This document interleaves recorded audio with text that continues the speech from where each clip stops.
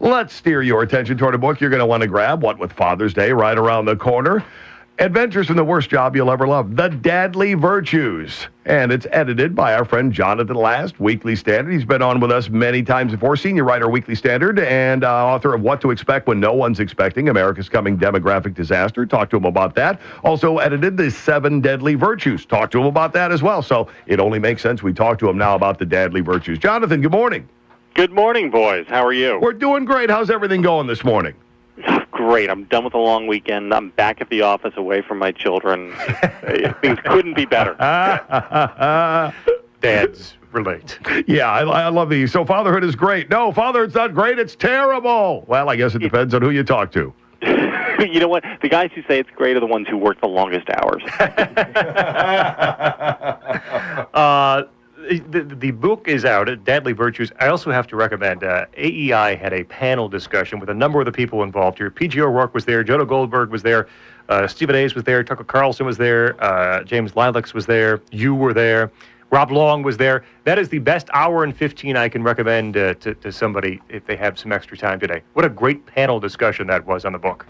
Yeah, I would tell all your listeners, even if you don't buy this stupid book of mine, go to AEI.org, find this panel discussion, just look up the Deadly Virtues, and if you don't want to sit through the whole thing, fast forward to the 52-minute mark and watch Tucker Carlson, who uncorked this 12-minute set piece about fatherhood. This is the funniest thing I have ever heard. I mean, I would put it up with Bill Engvall, put it up with basically any professional stand-up comedian. It's fantastic. And Tucker begins by saying, he said, "Look, I've never made any mistakes in parenthood. And I tell my wife that from the moment our children were very, very young, by the time they're 2 or 3, their choices are their choices.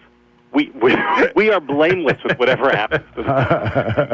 His contribution in praise of adventure, how to fill a child's life with excitement and danger without getting them killed. Yeah, so Tucker's chapter was we treat our kids like they're these delicate little flowers now, and his chapter was about trying to bring some adventure into their lives, a little bit of danger. He has this great story in it about going out and building a potato cannon in his backyard with his kids, which in itself was kind of cool. He did this 15 years ago before potato cannons were cool.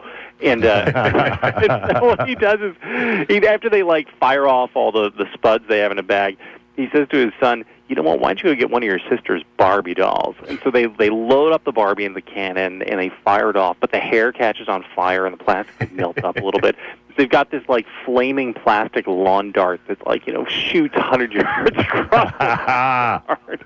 That's awesome fatherhood there. That is Father of the Year stuff. Jonathan Last with us, the book, The Deadly Virtues, available now. It is a really good Father's Day gift and a really good collection of people involved once again. Jonathan got to edit and read all these things and make corrections and tell people to go back to the drawing board and start all over again. A lot of the same... Exactly. I said to P.J. O'Rourke, "You're not funny enough. Go give me more funny." Come on, P.J., punch it up a little bit. Same process in finding people, a lot of repeats, which is a good thing, from the 7 Deadly Virtues. Yeah, well, it started out as just, the publisher just wanted a sequel, and they said, we'd like the 7 Deadly Virtues did very well. They said, "We'd like you to do a sequel," and I said, "Okay," but I didn't want to do Transformers 2. Although you'd accept the follow-up, I want to be something I love. You'd accept the paycheck, though, if they offered. I would accept the 2. paycheck for Transformers 2, but not the soul. It would kill you on the inside to do. Look at Michael Bay's eyes. You know what that's all about. So I want to do something about father. I wanted to do this since my first kid was born.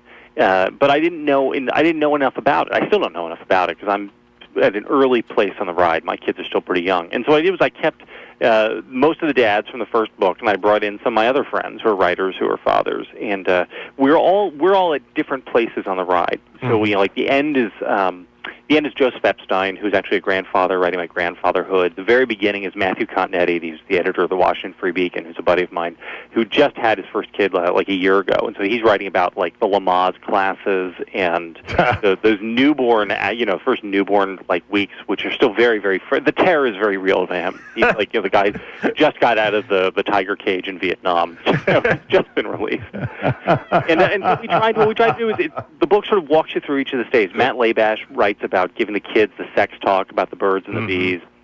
Joe Queenan has a great essay about just getting the kids through school, how the school year is the worst.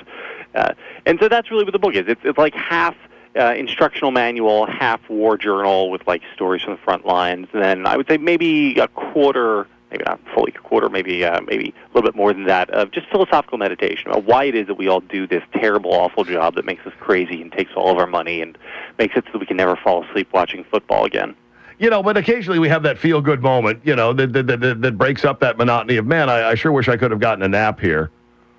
Yeah, no, it's great. We have a chapter from Toby Young, who actually wrote the book that got turned into the movie, How to Lose Friends and Alienate People. And he has a great story about taking his 10-year-old daughter, out to get a pet. His daughter wanted fish. They buy fish, they bring the fish home, they put it in the fish tank.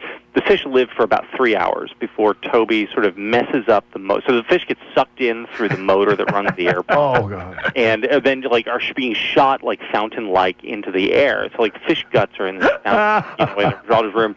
He then accidentally breaks the wall of the aquarium. The glass comes out. His daughter, steps on the glass, has to go to the emergency room. So, yeah, we get moments like that sometimes.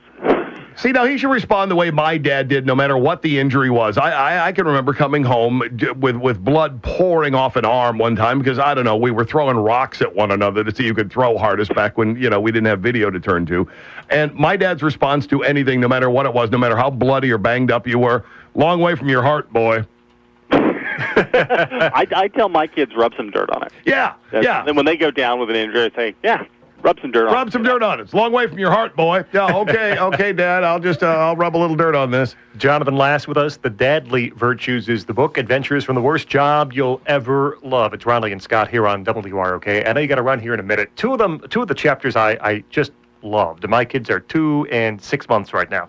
But I loved Larry Miller, the actor and writer, Larry Miller's chapter essay on Teach Your Kids to Pray. And also the one from Rob Long, who's not even married and is not a dad, but talking about the most important decision your kids will ever make, marriage. Both of those essays I thought were just fantastic. Yeah, I'm so glad you like them. I love all my writers equally, but the Rob Long one is actually my favorite one in the book. So Larry's about God is fantastic, and he writes about faith with such humility and nuance and humor. He's great. With Rob, I was actually not going to have him in the book, and I called him up to say, hey, we're doing this book on fatherhood, but since you're weird and don't have kids, I can't have you in it. And he was like, hey, that's cool. And then he emailed me the next day, and he said, look, I don't know if you're be into this. Feel free to say no. But I've always wanted to write something about advice to kids about marriage. He said, because I don't do the marriage thing. So I'm like Jane Goodall out in the African rainforest studying the apes. He said, so I've spent 30 years of my life studying you married people and how you do this and what you do right and what you do wrong. He said, I think I have something to say. And it's amazing. It really, Rob's chapter is unbelievable. I would say it. And he really drives home that, we obsess about, where we're going to go to college. That's the most important thing in the world. It makes a difference if you go to, Penn State or, the University of Pennsylvania or something. And it really doesn't. You are who you are. You're going to be fine no matter what college you go to or don't go to. But marriage, is a really, really big deal. And when you decide that, you're casting your lot into, a whole different, timeline of what your life will wind up being. And we don't talk to our kids about that enough, I think. And Rob had some great advice about that. It's advice that I will take when my kids. Well, luckily, my son gets married. My daughters won't get married because they're convent. But no, that's not my son. That's going to. And by the way, having a 17-year-old daughter, I've already picked out the convent. Jonathan, you let me know if you want a couple of heads up on that. Outstanding. Yeah, I think I might get a group discount for us. He's the great Jonathan Last. The book is The Deadly Virtues: Adventures from the Worst Job You'll Ever Love. It's always a joy to talk to you, Jonathan. Thanks for your time this morning. Thanks, boys. Appreciate it.